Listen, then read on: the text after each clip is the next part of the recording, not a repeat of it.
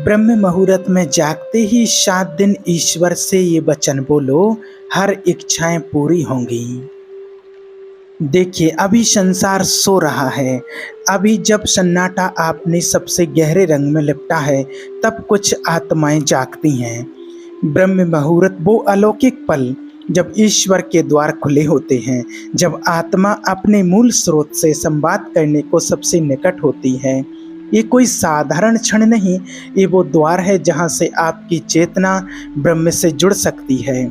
परमहंस योगानंद जी कहते हैं, यदि तुम ब्रह्म मुहूर्त में उठकर मौन और प्रेम से ईश्वर से कहो, हे प्रभु, मैं तेरी ही संतान हूँ, मुझे स्वीकार कर, तो सारा ब्रह्मांड तुम्हारी सहायता करने लगता है। लेकिन प्रश्न ये है, क्या आप उस मौन के रहस्य को जानना चाहते हैं? क्या आप उस शक्ति को जगाना चाहते हैं जो ईश्वर की ओर से बहती है? प्रिय साधक, आप यहाँ तक आए हैं, इसका मतलब है कि आपकी आत्मा जाग रही है। ये कोई सामान्य वीडियो नहीं, ये एक यात्रा है, आपकी आत्मा से, आपके ईश्वर से मिलने की यात्रा। हम आपसे आज केवल ज्ञान साझा नहीं कर रहे, आज आपको ऐसा अनुभव देना चाहते हैं जो आपके भीतर गूंजता रहे। यदि आप चाहते हैं तो इस वीडियो को पूरा दिल से देखें। हर शब्द आपके जीवन को बदल सकता है, लेकिन तब जब आप खुले हृदय से इसे ग्रहण करें। अभी वीडियो को आप शांति से देखिए, और जब आपकी आत्मा में कोई स्पंदन, कोई अनुभव जन्म ले, तब अपने भीतर उठे उस एहसास को कमेंट में जरूर साझा कीजिए। कई लोग पूछते हैं, ब्रह्म मुहूर्त में आखिर ऐसा क्या है जो उस ईश्वर का समय कहा गया है? ब्रह्म मुहूर्त वो समय है जब आत्मा नींद से बाहर आती है, पर शरीर पूरी तरह से जागृत नहीं होता। ये वो संधि है जहाँ ना मन पूरी तरह जागा होता है और ना ही सोया होता है। इस पल में ईश्वर तक पहुंचना आसान हो जाता है, क्योंकि आपका भीतर शांत होता है, और शांति वो भूमि है जहाँ परमात्मा उतरता है। परमहंस योगानंद जी कहते हैं, जब तुम ब्रह्म मुहूर्त में अपने अंतर मन से कोई बात कहते हो, तो वह केवल शब्द नहीं होते, वे एक कंपन बनकर पूरे ब्रह्मांड में फैल जाते हैं। अब सोचिए, आप यदि ब्रह्म मुहूर्त में कहें, हे प्रभु, तू ही मेरा आधार है, तू ही मेरी शक्ति है, मुझे इस जीवन में तुझसे जुड़ना है, तो ये केवल प्रार्थना नहीं, ये ब्रह्मांड ये आदेश बन जाता है। यही कारण है कि योगानंद जी बार बार कहते हैं, 7 दिन, केवल 7 दिन अगर आप ब्रह्म मुहूर्त में उठकर प्रेम और पूर्ण श्रद्धा से ईश्वर को पुकारते हैं, तो आप अपने जीवन को नई दिशा दे सकते हैं। लेकिन यहाँ सवाल उठता है, क्या हम सच में पुकारते हैं या सिर्फ औपचारिकता निभाते हैं? क्या हमारी प्रार्थना में वो सच्चाई होती है जो आत्मा की पुकार में होती है? अब आप सोचिए, जब आप किसी को बहुत चाहते हैं, तो क्या आप उसे औपचारिक ढंग से याद करते हैं, या फिर आत्मा से, रूह से हर सांस में उसकी उपस्थिति महसूस करते हैं? बस यही भाव ईश्वर चाहता है, आपका भाव, आपकी पुकार, आपका समर्पण। ब्रह्म मुहूर्त में जब आप अपनी सारी इच्छाओं और सपनों, सारी उलझनों को ईश्वर के चरणों में रख देते हैं, तो आप स्वतंत्र हो जाते हैं, और स्वतंत्रता ही पहला कदम है सच में कुछ पाने की ओर। यहाँ एक गहरा सवाल उठता है, हम ईश्वर से मांगते क्या हैं? क्या हम उनसे वस्तुएं, धन, पद, मान, शक्ति, या फिर हम उनसे केवल एक बात कहते हैं, हे प्रभु, मुझे तू चाहिए? योगानंद जी कहते हैं, जो ईश्वर को मांगता है उसे सब कुछ मिलता है, जो संसार मांगता है वो संसार के बोझ के साथ अकेला रह जाता है। अभी आपके ऊपर है, आप ब्रह्म मुहूर्त में कौन से वचन ईश्वर से कहेंगे? मैं आपको आज 7 वचन दूंगा, और हर वचन को एक एक दिन, 7 दिन में एक एक दिन सुबह ब्रह्म मुहूर्त में बोलिए। पहला वचन है, हे प्रभु, मैं अब तक भूल में था, अब मैं तुझे पहचानना चाहता हूँ। दूसरा वचन, तेरी कृपा के बिना मैं शून्य हूँ, मुझे अपना बना लो। तीसरा वचन, हे प्रभु, मेरा जीवन तेरे चरणों में समर्पित है, मुझे अपने प्रेम में डुबा ले। चौथा वचन, जो तू चाहता है वही हो, मेरी इच्छा केवल तेरी इच्छा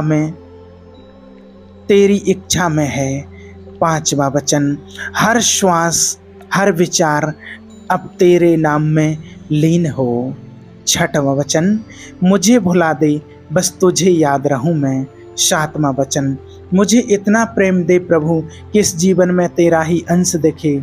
जब आप इन 7 वचनों को पूर्ण श्रद्धा, निष्ठा और आत्मसमर्पण से बोलते हैं तो ब्रह्मांड आपकी ओर झुकता है।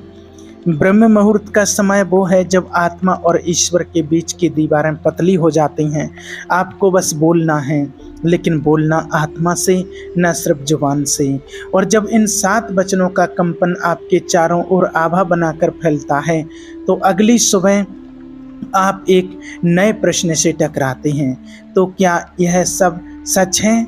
क्या ब्रह्म मुहूर्त में बोले गए शब्द वाकई ब्रह्मांड को बदल सकते हैं?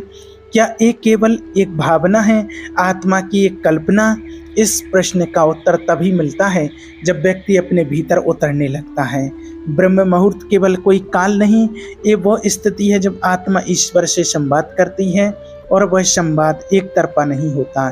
ब्रह्मांड में ऊर्जा की एक लहर बहती है और हर जीव, हर आत्मा उस ऊर्जा का एक हिस्सा है। जब आप ब्रह्म मुहूर्त में पूर्ण शुद्धता और श्रद्धा से अपने शब्द बोलते हैं तो वो ऊर्जा उसी क्षण उत्तर देना शुरू करती है। ये उत्तर कभी किसी व्यक्ति के माध्यम से आता है, कभी किसी घटना के रूप में और कभी अचानक आपके भीतर की किसी गांठ के खुलने से। परमहंस योगानंद ने कहा था, जब तुम सच्चे भाव से ईश्वर को पुकारते हो तो ईश्वर तुम्हें उत्तर देने में देर नहीं करता, पर तुम्हें चुप रहना होगा सुनने के लिए। यही वो मौन है जो ब्रह्म मुहूर्त में जाकर पैदा होता है।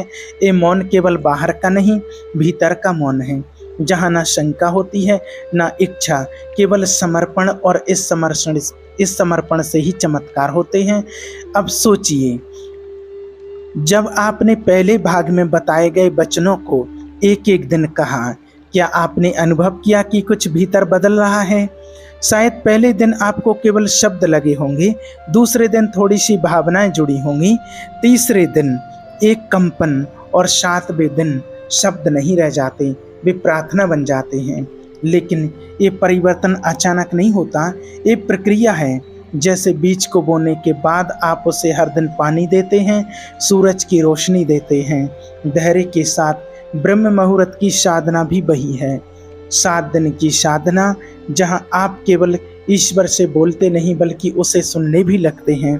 अब एक रहस्य की बात, जब आप सुबह उठते हैं ब्रह्म मुहूर्त के समय तो आपका दिमाग थीटा और अल्फा ब्रेन वेव की अवस्था में होता है।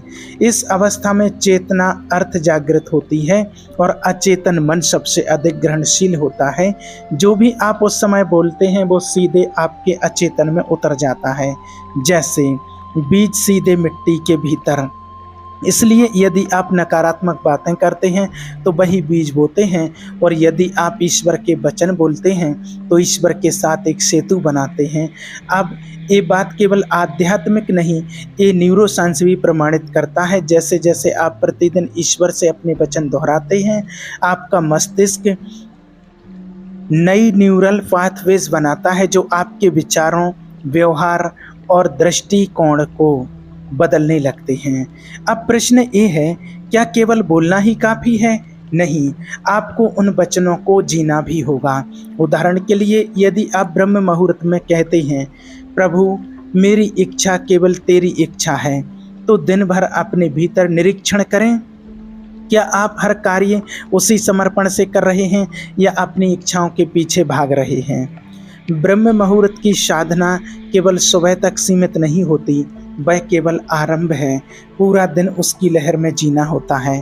परमहंस योगानंद जी ने कहा, यदि तुम सुबह ईश्वर को याद करके उठते हो और दिन भर उसे भूल जाते हो तो वो आरंभ अधूरा रह जाता है। इसलिए 7 दिनों की साधना में हर दिन का एक भाव होता है, एक चेतना जो आपको संभालती है। पहले दिन क्षमा, दूसरे दिन समर्पण, तीसरे दिन प्रेम, चौथे दिन ओन, 5वें दिन शक्ति, 6ठे दिन आनंद, 7वें दिन एकत्व। जब आप हर दिन एक भाव के साथ जुड़ते हैं तो वो केवल सोच नहीं, आपकी जीवित अनुभूति बन जाती है।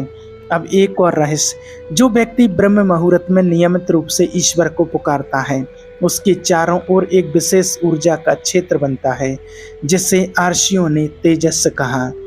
ये तेजस आपके चेहरे पर, आपकी दृष्टि में, आपकी वाणी में उतरता है। लोग बिना जाने आपसे आकर्षित होते हैं, आपकी बातों पर विश्वास करते हैं। ये कोई दिखावा नहीं, ये ईश्वर की उपस्थिति है जो आपके भीतर बसती है। अब कुछ लोग कहेंगे, हमें तो कुछ अनुभव नहीं हुआ। तो सुनिए, ब्रह्म मुहूर्त की साधना कोई इंस्टेंट रिजल्ट नहीं देती। यह खेती है, जहाँ पहले आप भूमि तैयार करते हैं, फिर बीज बोते हैं, फिर प्रतीक्षा करते हैं और अंत में फल पाते हैं। इसलिए 7 दिनों की ये प्रक्रिया एक शुरुआत है। यदि आपने 7 दिन पूरे भाव से निभा लिए, तो 8वें दिन से आपका भीतर मांगने नहीं, देने लग जाएगा। क्योंकि सच्चा योगी वही है जो अब मांगता नहीं, बल्कि अब उस शक्ति का माध्यम बन जाता है। ब्रह्म मुहूर्त की साधना आपको ईश्वर के दरवाजे तक ले जाती है, लेकिन दरवाज़ा खोलने के लिए आपको भीतर से तैयार होना होता है। तो अब सोचिए, आप तैयार हैं? क्या आप उस मौन को स्वीकार कर सकते हैं जिसमें ईश्वर बोलता है? क्योंकि ईश्वर कभी शोर में नहीं बोलता, वह तब बोलता है जब आप भीतर से शांत हो जाते हैं। और ये शांति ब्रह्म मुहूर्त की सबसे बड़ी कृपा है। अब जब आपने जाना कि ब्रह्म मुहूर्त के शब्द कैसे आपके भीतर परिवर्तन लाते हैं, तो अगला चरण है कैसे इन वचनों की शक्ति को जीवन के हर क्षण में लाया जाए। रात के अंतिम पहर में जब गहरा अंधकार होता है, तो कहीं भीतर भी एक मौन रोशनी जाग रही होती है। वही ब्रह्म मुहूर्त की पहली पुकार है। ये कोई बाहरी आवाज़ नहीं, ये आत्मा का कंपन है जो धीरे धीरे हमें अपने असली स्वरूप की ओर खींचता है। लेकिन प्रश्न ये है, क्या यह अनुभव केवल ब्रह्म मुहूर्त तक सीमित रहेगा? क्या यह 7 दिवसीय साधना केवल एक प्रक्रिया है, या फिर पूरे जीवन की दिशा बदल सकती है? यहाँ पर एक गहरी बात को समझना जरूरी है। साधना का अर्थ केवल एक क्रिया नहीं, बल्कि जीवन के हर पल में ईश्वर की उपस्थिति को महसूस करना है। परमहंस योगानंद जी ने कहा था, जो व्यक्ति हर सुबह ब्रह्म मुहूर्त में ईश्वर से बात करता है, धीरे धीरे उसे एहसास होने लगता है कि ईश्वर कभी मौन नहीं था। वो हमेशा बोल रहा था, बस हम ही सुन नहीं पा रहे थे। यही साधना की सफलता है, जब ईश्वर केवल सुबह का विषय ना रहे, बल्कि जीवन की हर घड़ी में हमारे साथ हो। अब इस बिंदु पर एक प्रश्न आता है, कैसे यह अनुभव जीवन में स्थायी बन सकता है? कैसे इस 7 दिन की साधना हमारे हर दिन की आत्मा बन सकती है? इसका उत्तर है आत्मा के 7 चरण। आत्मा के 7 चरण जो ब्रह्म मुहूर्त से शुरू होते हैं, लेकिन हमारे जीवन को बदलने के लिए आगे बढ़ते हैं। पहला चरण है मौन में उतरना। साधना का पहला चरण है मौन। ब्रह्म मुहूर्त में जब आप अपनी आंखें खोलते हैं, तो कुछ भी बोलने से पहले 1 मिनट के लिए पूर्ण मौन में डूब जाइए। कोई शब्द नहीं, कोई विचार नहीं, सिर्फ मौन। ये वह अवस्था है जहाँ मन शून्य होता है और आत्मा पूर्ण होती है।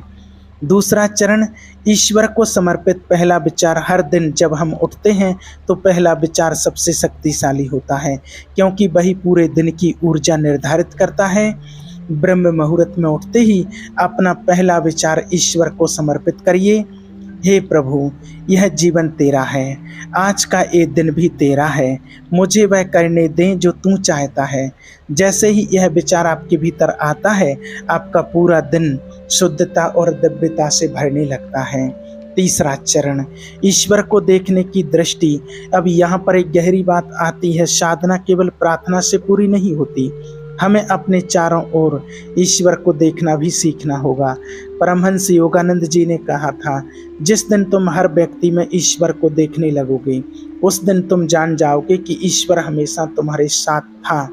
इसलिए अपने दिन की शुरुआत में ही ये संकल्प लें, आज मैं हर व्यक्ति में ईश्वर को देखूंगा, आज मैं हर परिस्थिति में उसकी इच्छा पहचानूंगा। चौथा चरण भावनाओं का नियंत्रण। ये सबसे महत्वपूर्ण चरण है। ब्रह्म मुहूर्त की साधना के दौरान हम ईश्वर के प्रेम में डूब जाते हैं, लेकिन जैसे ही दिन बीतता है, छोटी छोटी बातें हमें विचलित करने लगती हैं। अब यहाँ पर एक प्रश्न उठता है, क्या हम अपनी भावनाओं के दास हैं या हम अपने भीतर शांति को धारण कर सकते हैं? इसका उत्तर प्रत्येक क्षण ईश्वर के स्मरण में है। जब भी कोई नकारात्मक भावना आए, बस ये कहिए, ये मेरी सच्चाई नहीं है, मेरी सच्चाई ईश्वर है। और आप देखेंगे कि धीरे धीरे आपके भीतर एक नई स्थिरता जन्म लेने लगेगी। चरण: आत्मा से संवाद।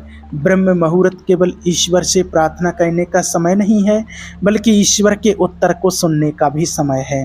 परमहंस योगानंद जी कहते थे, यदि तुम ईश्वर से बात कर सकते हो तो क्या ईश्वर तुमसे बात नहीं कर सकता? लेकिन उसके लिए हमें भीतर की आवाज़ को सुनना सीखना होगा।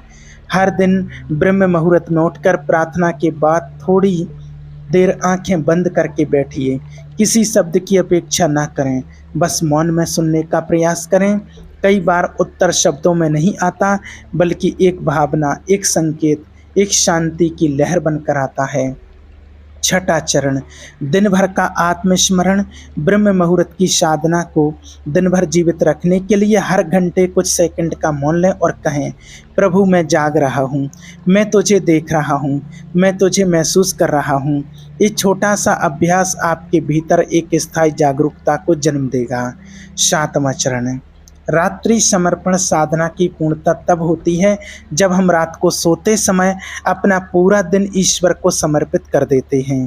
रात में सोने से पहले कहिए, हे प्रभु, आज का दिन तेरा था, कल भी तेरा होगा, अब मैं तेरी गोद में सोता हूँ। जब दिन की शुरुआत ईश्वर से होती है और अंत भी उसी में होता है, तो जीवन स्वयं ईश्वर बन जाता है। अब आप सोचिए, क्या ये 7 दिवसीय साधना थी या यह जीवन की नई दिशा थी? जो इसे केवल 7 दिन के लिए करते हैं वे एक अनुभव प्राप्त करते हैं, लेकिन जो इसे हर दिन करते हैं वे परिवर्तन प्राप्त करते हैं। परमहंस योगानंद जी ने कहा था, यदि तुम ईश्वर को पुकारते रहो तो एक दिन वह उत्तर देना शुरू कर देगा, और जब वो उत्तर देता है तो जीवन में अंधकार का कोई स्थान नहीं रहता। तो अब प्रश्न ये है, क्या आप अपने भीतर उस उत्तर को सुनने के लिए तैयार हैं? अब जब हमने समझा कि ब्रह्म मुहूर्त की साधना कैसे पूरे जीवन का हिस्सा बन सकती है, तो अगला प्रश्न उठता है, क्या यह साधना केवल मानसिक है या इसका प्रभाव हमारी भौतिक दुनिया पर भी पड़ता है? कई लोग ये मानते हैं कि साधना एक व्यक्तिगत अनुभव है जिसका संबंध केवल आत्मा, मन या भावनाओं से होता है। लेकिन जब साधना सही ढंग से, पूरी श्रद्धा और निरंतरता से की जाती है तो इसका असर केवल भीतर तक नहीं रहता, बल्कि यह हमारे कर्मों को, संबंधों को, धन को, स्वास्थ्य को, भाग्य को, यहाँ तक कि पूरे जीवन के घटनाक्रमों को बदलने लगता है। आपने सुना होगा, जैसे सोचोगे वैसा बनोगे, परंतु यह पूरा सत्य नहीं है। सत्य यह है, जैसे कंपन में रहोगे वैसा ही जीवन बाहर प्रकट होगा। और ब्रह्म मुहूर्त की साधना का मूल उद्देश्य यही है, आपके भीतर के कंपन को दिव्यता से भरपूर कर देना, ताकि बाहर की दुनिया स्वतः बदलने लगे। अब इस गूढ़ सत्य को हम गहराई से समझते हैं। साधना कैसे हमारे जीवन के 7 भौतिक क्षेत्रों को प्रभावित करती है। पहला क्षेत्र, भाग्य का परिवर्तन। कई लोग कहते हैं भाग्य बदल नहीं सकता, लेकिन ये अर्थ सत्य है। भाग्य 2 प्रकार का होता है, एक स्थूल भाग्य जो अतीत के कर्मों से बना है, दूसरा सूक्ष्म भाग्य जो वर्तमान के विचार, भावना और साधना से बनता है। ब्रह्म मुहूर्त में जब आप एकाग्र होकर 7 दिन तक यह वचन लेते हैं, मेरी हर भावना, मेरा हर विचार प्रभु की उपस्थिति में जाग रहा है, तो यह केवल एक वाक्य नहीं रहता, बल्कि एक ऊर्जा की धनी बन जाता है जो सूक्ष्म जगत में आपके पुराने कर्मों के प्रभाव को बदलने लगती है, क्योंकि ऊर्जा से ऊपर कोई भाग्य नहीं और ब्रह्म मुहूर्त में उठने वाला व्यक्ति भाग्य नहीं, ऊर्जा को नियंत्रित करना सीख जाता है। दूसरा क्षेत्र, धन और समृद्धि। ये बात सामान्य रूप से स्वीकार की जाती है कि धन केवल मेहनत से नहीं आता, बल्कि एक विशेष चेतना की आवश्यकता होती है। ब्रह्म मुहूर्त की साधना के दौरान आपका मन जब शांत होता है और आप प्रभु से संवाद कर रहे होते हैं, तो आपके भीतर एक स्वीकृति की तरंग चलती है। आप कहते हैं, जो मेरे लिए उचित है वो मेरी ओर आएगा। मुझे किसी वस्तु का लोभ नहीं, केवल तेरा आदेश चाहिए। और जैसे ही यह भावना पूरी ईमानदारी से प्रकट होती है, आपके आसपास के कंपन बदलने लगते हैं, आपके घर की ऊर्जा बदलने लगती है, आपके कार्य में सहायक लोग जुड़ने लगते हैं। बिना मांगे वह शुरू हो जाता है, जो वर्षों की मेहनत के बाद भी नहीं मिलता था। यह ब्रह्म मुहूर्त की साधना का वो अदृश्य पक्ष है, जहाँ चेतना के स्तर पर समृद्धि आकर्षित होती है। तीसरा क्षेत्र संबंधों में प्रेम और शांति। आज संसार में सबसे अधिक पीड़ा रिश्तों की है। कोई माता पिता से दूर है, कोई जीवन साथी से पीड़ित, कोई बच्चों की उपेक्षा से दुखी। पर क्या कभी आपने सोचा, क्या यह सब हमारे विचारों की ऊर्जा का प्रतिबिंब है? जब आप ब्रह्म मुहूर्त में प्रतिदिन प्रार्थना करते हैं, हे प्रभु, जो भी मेरे जीवन में आया है वह तेरा भेजा हुआ है, मुझे उसके प्रति प्रेम और करुणा की भावना दे, तो धीरे धीरे वह कंपन आपके संबंधों में बहने लगता है। आपका क्रोध मिटने लगता है, आपके भीतर की कड़वाहट गलने लगती है, और जो बरसों से दूर था वो स्वयं लौटने लगता है। ये कोई चमत्कार नहीं, बल्कि वो सूक्ष्म प्रक्रिया है जो प्रेम की तरंगों से संबंधों की गांठ खोल देती है। चौथा क्षेत्र, स्वास्थ्य और शरीर। अब बात करते हैं शरीर की, क्योंकि साधना का मतलब यह नहीं कि शरीर उपेक्षित हो, बल्कि शरीर को साधना का मंदिर बनाना चाहिए, ताकि ब्रह्म मुहूर्त का वह समय है जब आपकी शरीर घड़ी, बायोलॉजिकल क्लॉक, अपनी उच्चतम संतुलन पर होती है। इस समय किया गया ध्यान, श्वास पर किया गया नियंत्रण और भीतर से निकली सकारात्मकता भावना शरीर की हर कोशिका को ठीक करना शुरू कर देती है। विज्ञान भी यह मानता है कि ब्रह्म मुहूर्त में शरीर में मेलाटोनिन और सेरोटोनिन जैसे हार्मोन्स अधिक बनते हैं, जो शरीर को रोग मुक्त और मन को आनंदपूर्ण बनाते हैं।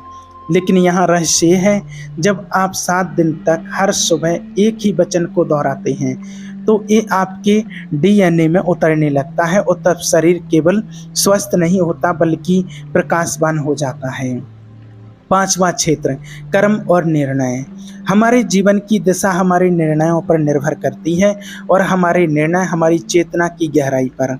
ब्रह्म मुहूर्त में जब आप जागते हैं तो आपका मन भ्रम से मुक्त होता है। इस समय किया गया चिंतन सबसे स्पष्ट और पवित्र होता है। जब कोई व्यक्ति प्रतिदिन इस समय अपने जीवन के प्रश्नों को प्रभु के सामने रखता है, तो उसे उत्तर भी उसी गहराई से मिलने लगते हैं। आपके निर्णय केवल अब तर्क पर नहीं होते, बल्कि अंतर आत्मा की रोशनी में होते हैं। और यही वो स्थिति है जहां आप जीवन को अपने हाथ में नहीं लेते, बल्कि प्रभु के हाथों में सौंप देते हैं। छठा क्षेत्र, समय का संतुलन। आज सबसे बड़ा संकट है समय की कमी। लोग कहते हैं, हम ध्यान करना चाहते हैं पर हमारे पास समय नहीं है। पर जो व्यक्ति ब्रह्म मुहूर्त में जागता है, उसे दिन भर में समय बढ़ता हुआ प्रतीत होता है। एक रहस्य है, जैसे ही आप दिन की शुरुआत प्रभु के साथ करते हैं, आपकी कार्य क्षमता कई गुना बढ़ जाती है और समय का बहाव सहज हो जाता है। जो लोग 7 दिन तक ये प्रयोग करते हैं, वे पाते हैं कि उन्हें काम करने में तनाव नहीं होता, बल्कि समय झुकता चला आता है। 7वां क्षेत्र, जीवन की दिशा। अब बात करते हैं अंतिम और सबसे गहरे परिवर्तन की, जीवन की दिशा। संसार का सबसे बड़ा भ्रम यही है, हमें नहीं पता कि हमें कहाँ जाना है, और इसी कारण लोग कभी धन के पीछे, कभी संबंधों के पीछे, कभी मान प्रतिष्ठा के पीछे भागते रहते हैं।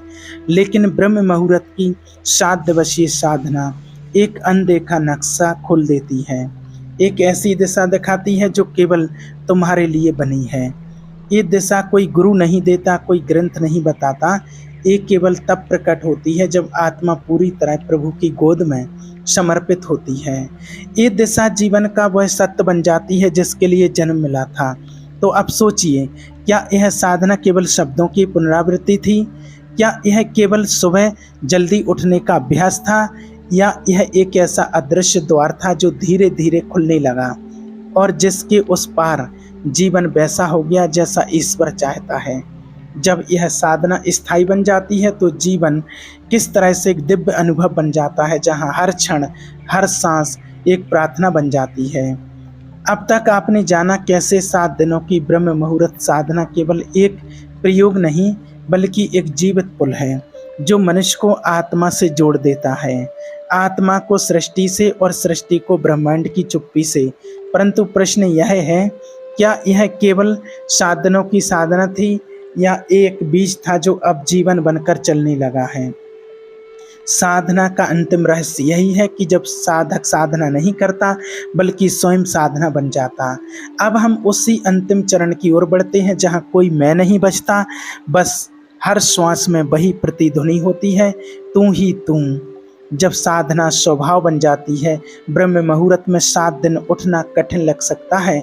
शुरू में आलस, विचारों का बोझ, थकावट सबका सामना करना पड़ता है, लेकिन जब साधक इन सब पर विजय पा लेता है तो उसके भीतर एक नया स्वरूप जन्म लेता है, जिसे योग में सहज अवस्था कहते हैं।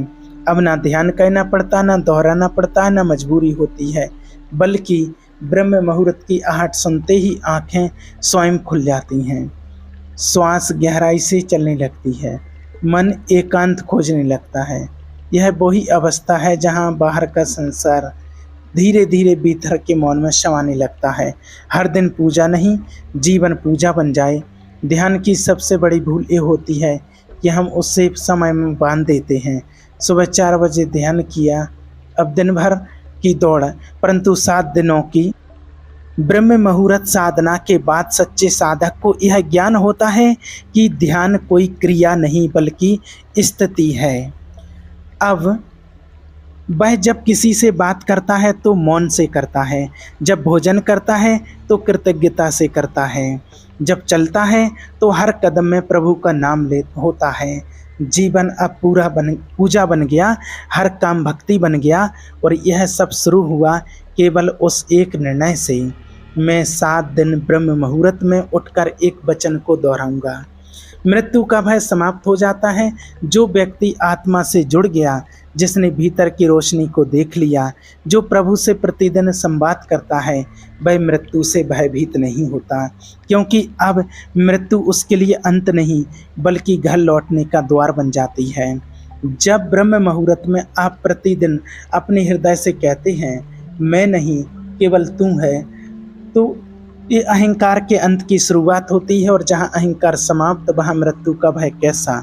अब जीवन केवल आने जाने का खेल नहीं बल्कि एक लय बन जाता है, जहाँ आत्मा, शरीर और ब्रह्म एक ही सुर में गाते हैं। जब भीतर के प्रश्न समाप्त हो जाएं, तो कभी कभी साधना करते हुए हमारे भीतर कई प्रश्न उठते हैं। मैं क्यों हूँ? क्या मेरा मान सही है? मेरा मार्ग सही है? ईश्वर सुनता भी है? परंतु 7 दिनों की यह साधना इन सभी प्रश्नों के एक एक करके शून्य में विलीन कर देती है। अब ना कोई प्रश्न बचता है, ना कोई उत्तर की इच्छा है, बस एक मौन स्वीकार होता है जो सब कहता है बिना कुछ कहे। ये अवस्था मिलती है सिर्फ उन्हें जो साधना को एक परीक्षा नहीं, एक प्रेम की भेंट बना देते हैं। जीवन के लिए नहीं, ईश्वर के लिए जीना। 7वें दिन के बाद जब आप फिर से उसी समय जागते हैं तो आप पाते हैं कि अब आपको कुछ मांगना नहीं है। अभी ईश्वर से न सुख चाहिए, न सुविधा, न सिद्धि, न शक्ति। अब केवल एक ही प्रार्थना है, हे प्रभु मुझे कुछ मत देना, बस मुझे तेरा बना रहने देना। तेरा हो जाना ही मेरे लिए सब कुछ है। और यहीं से साधना एक रहस्य बन जाती है जिसे शब्दों में कहना असंभव है। अब आप जीवन जीते नहीं बल्कि जीवन को प्रभु के चरणों में पूर्ण रूप से अर्पित कर देते हैं। साधक से साक्षात्कारक बन जाना। अब आप साधक नहीं रहे, आप एक साक्षी हैं। हर भाव को आते जाते देख रहे हैं, हर विचार को निहार रहे हैं, जैसे दूर आकाश में बदलते बादल हों। अब वो कुछ भी आपका नहीं है, न विचार, न शरीर, न संबंध। सब कुछ बस प्रभु की लीला है और आप एक साक्षी। इसी साक्षी भाव में पूर्ण मुक्ति का अनुभव होता है।